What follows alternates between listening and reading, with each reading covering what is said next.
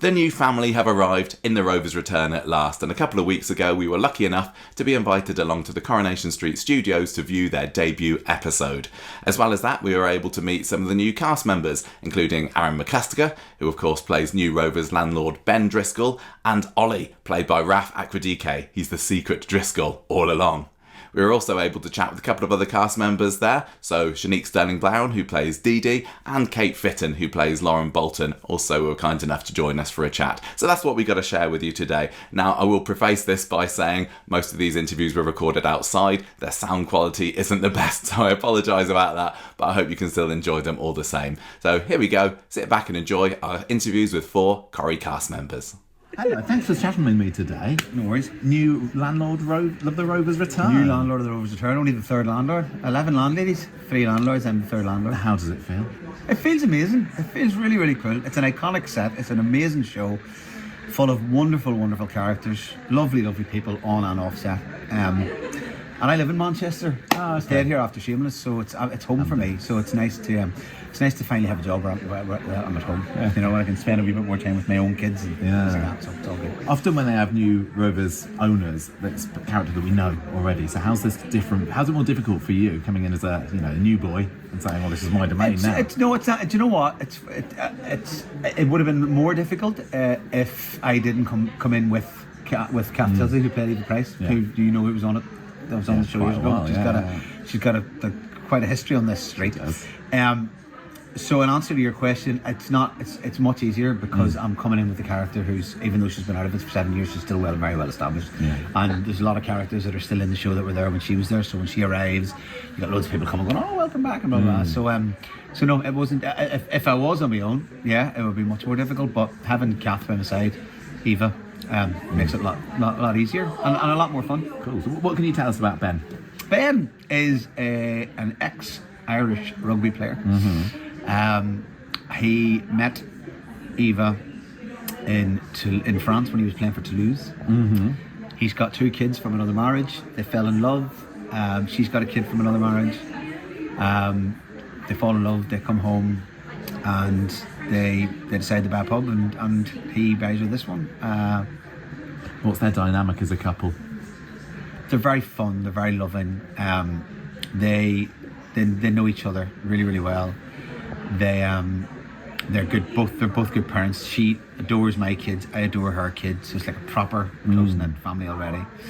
In fact, you'd think if you didn't know that I wasn't Susie's dad and she wasn't Lucas's and things mom, you wouldn't know. But no, the only there's a bone of contention actually with when Maggie comes, my mum. Yes. I'm sort of stuck in the middle because I am tied to my mum's apron strings a little bit, right? As much as I don't want to be. She's not the nicest person to Eva.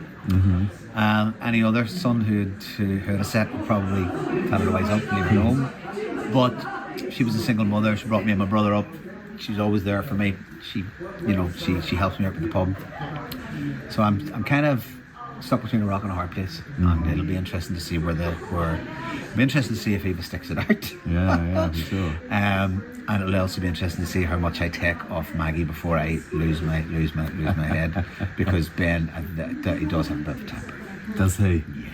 Oh, okay. Ooh. So not just a nice guy, but he's going to be. Well, he's a nice guy. Nice guys can have tempers. I guess so. Yeah. I mean, nothing major, but there's little things that you see that. Has he got a dark secret? He's probably everybody. Coronation Street, who doesn't have a dark secret? It's like the cat on the wall is a dark secret. Yeah, that's true. Well, I'm looking forward to finding what it is. I can't wait to see. So am I. Can't wait to see what your family is. Is it important to you to be part of a family in the Rovers? Yes, I think so. And because this is my 3rd job as a landlord of a pub. Oh, really? So it is, yeah.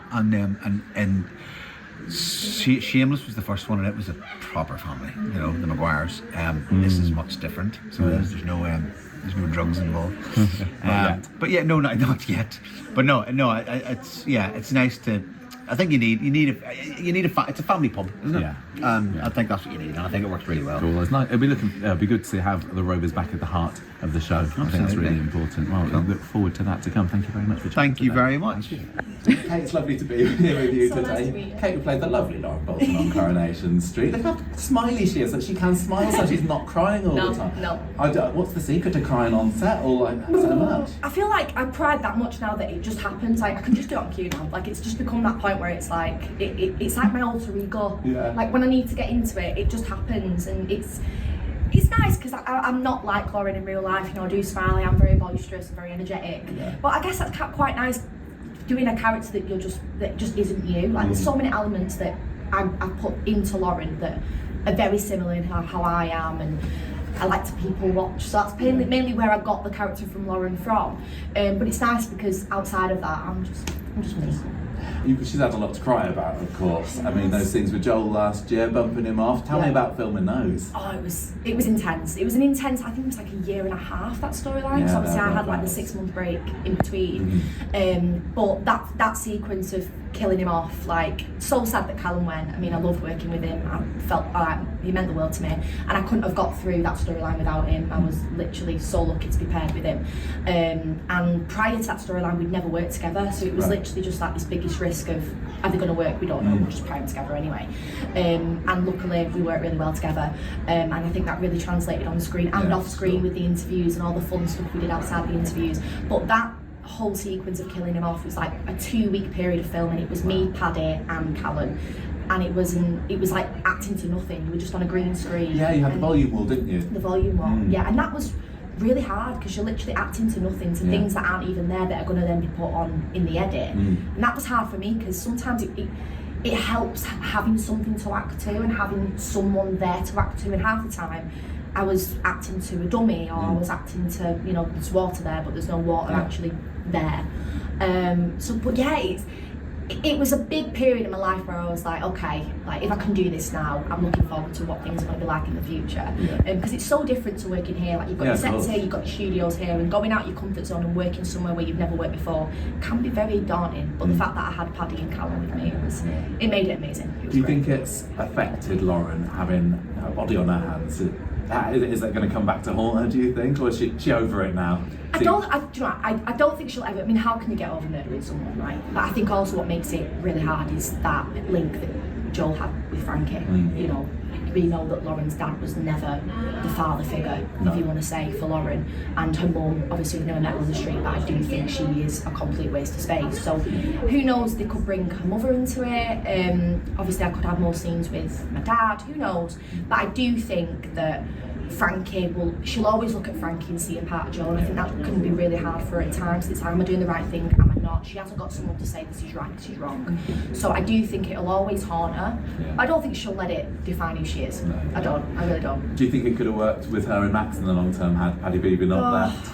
When he told me you were leaving, I was so upset because I was like, no, like Lauren and Max are on this journey now, but then when he explained it, I was like, do you know what, you need to go, you need to, you know, use your wings, spread your wings, and because he's amazing, he's so talented. He's great. And again, if it worked for him, I wouldn't have been able to do as much as I've done with the character, because he brought that out of me, you know, coming in, this being my first job, and Paddy had been here for like a year and a bit, so he really took me under his wing, and I miss him every day. I miss working with him. It doesn't feel the same working without him, but I'm proud of him and he's smashing it. So You've got a whole new gang around you now. You're in the Rovers. You're in the Rovers now. What's it like here being a barmaid? Rovers barmaid. That's a pretty prestigious position. I never thought I'd get it. Like, I don't know if you've seen the picture, being Yes, really, really young yeah, behind the Rovers, and even from that day I was like, this is where I want to be, this is what I want to do. Yeah. Never thought in a million years it'd happen. And now I'm here pouring pints. She's not pouring pints, she's trying to.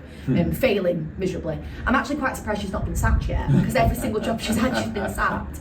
But no, I love working in the Rovers. I think it's a really bold choice for them to put Lauren in the Rovers. At first I was quite scared, because I think the Rovers is quite a big set, and you're working with massive iconic characters, but it's a challenge, and I'm all up for that. And I think it'll bring out that comedic side of Lauren that people haven't seen, because since I got on the street I had nothing but trauma, and that's great. I love doing the dramatic stuff, but to actually have some time to go, okay, who is Lauren now behind all the broken, you know, insecurities of her, like who is she? And that this is why I've loved every minute of it being in that building, because it's allowed me to realise who Lauren is and build an actual foundation so people can understand under that brokenness who she actually is. So I'm loving it in the Rovers. You get a bit of a change of costume too. You can't wear your tracksuits in the Rovers, can you? I have actually said to them I want to keep my tracksuits because I just think it's different. And you've got people like Glenda who's always put a red lippy on, and obviously you've got the new family coming in, and she is an outcast, but in some sort of way it really works. Like that dynamic really does work, and I think she needs people that she can look up to and like look at someone and go, I want to be like you, I want to dress like you, because that's all part of being a teenager, right? And even though she is 19, she's got a little baby, she's still a kid at heart. You can't grow up that easily. And what is a fit parent? What is the perfect parent? There's no such thing as a perfect parent. So I think the beauty in that is actually keeping a feisty side and keeping a rough and ready side, because that's what a lot of young girls do look up to, and they're the messages that I get on a day-to-day basis. Like, I really see myself in Lauren, like the fact that she's working in the pub and she's pouring these pints, but she's dressed as if she's just nipping to the shop. Like, it's relatable, like something that I do you know what I mean? So it's very fun. relatable. It's fun. Thank you very much for having me with me today. Looking forward to seeing you on Oh no, God, I'm excited. Look at the smile, she's smiling. Thank you. Thank you. Channique, lovely to see you. At last we get to have a proper chat. But you've been so busy, haven't you? Been trying to get older. You've had a busy couple of years. It's true. It's been a bit hectic, but it's flown by. Yeah, what's been some of your favourite bits being Dee-Dee? Oh, I think a highlight is probably getting to represent Roy and work with David Nielsen. I just love that. I love that story. Obviously getting to work with Callum as well. We're great friends, and so I loved that. Yeah, that story really turned into something huge last year, didn't it? For With sure. Joel and it definitely was the runaway train, definitely. And I think Dee-Dee's still feeling the repercussions, but I think she is. But she's over Joel now. She's got a new man, Ollie, man of mystery. Yeah. What's that been like? No, great. Raph is lovely. He's so sweet. It's such a big transition, I think, and I feel really like it's a special thing to get to walk someone through that. I got to do it with Callum, I got to do it with Jason, and I've got to do it with Raph as well. So it's just great to see, how people like adapt and like get into their characters and stuff. So it's good.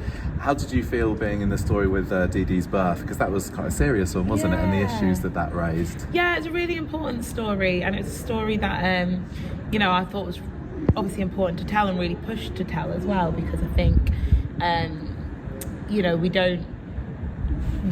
One of the best things about soap, about Coronation Street, obviously, is that you can speak into really important issues, but also from like a more human perspective. And I was really privileged to get to tell that and sort of be part of it. It was great. Now you're doing a bit of co-parenting. Yes, good old co-parenting with James. It's an interesting concept, but listen, over to Dee-Dee, I'd just leave her to it sometimes. I loved the clash they had over the christening, whether that would happen or not. Yeah, it was interesting that. It's so funny because, obviously as the actor, you just kind of get the scripts and you go, okay, I didn't know we were going that way or this way, or, sometimes you're like, oh, Dee-Dee, I don't know if we can justify that.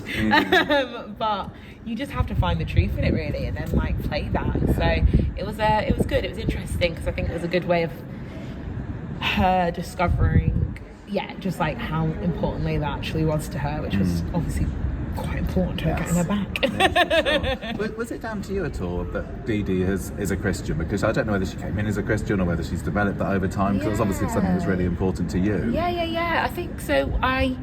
When I started, we had a sit down with the writers, the producers and stuff, and some of the story team, and because Dee-Dee was just such a blank slate, we did just get to bounce around loads of ideas, from what's her favourite cereal to why is she a lawyer to, why is James her baby brother? Like, do you know what I mean? All these things. And it was actually just one of the I think script editors at the time kind of said, like, what about faith? And I just said, well, I'm a Christian, and it's really shaped me, and it's something, my faith's something I found in my adult life, and it changed my life. And they just really took to the idea and kind of ran with it, which was great. But also I think it's really led to great story as well, which has been really brilliant for me to, I don't know, I think we all, not always, of course, but I think there's often stereotypes of sort of a Christian character or whatever. You quite literally will have, you've got your Billies in their dog collars, exactly. which is brilliant and is important to shows. But it was nice to get to play someone who is I guess, relatively normal.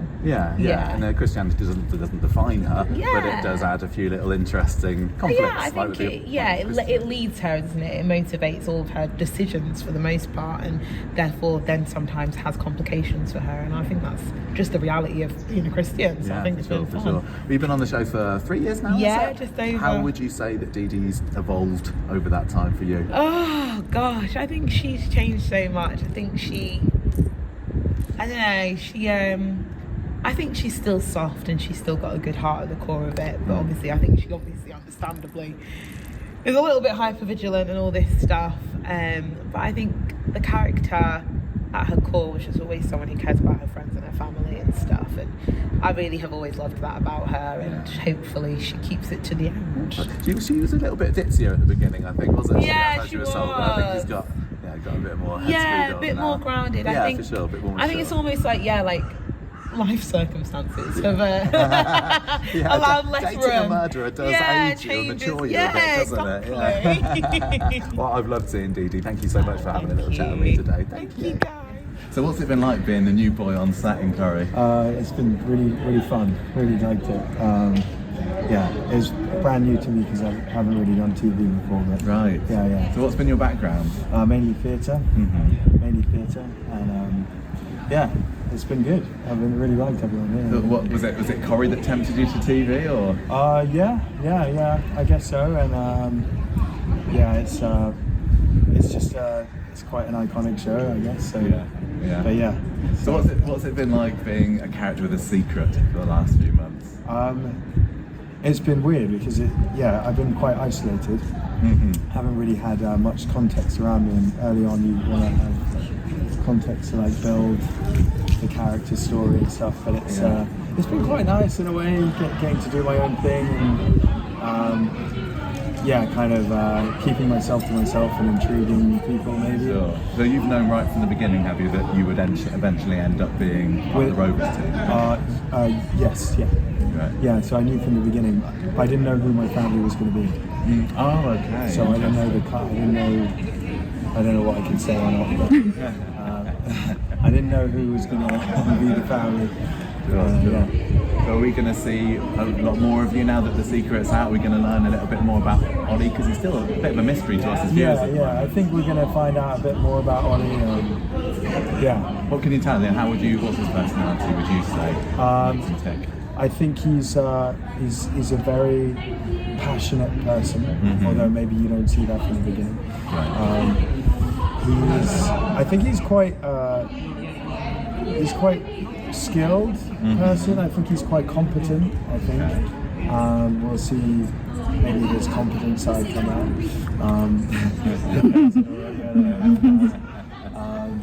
But I think he's a lover. Like he's a lover as opposed to like a fighter, maybe I don't know. Would you say he's good for Dee-Dee? Yeah, I think he's good for Dee-Dee. I think he's very good for Dee-Dee.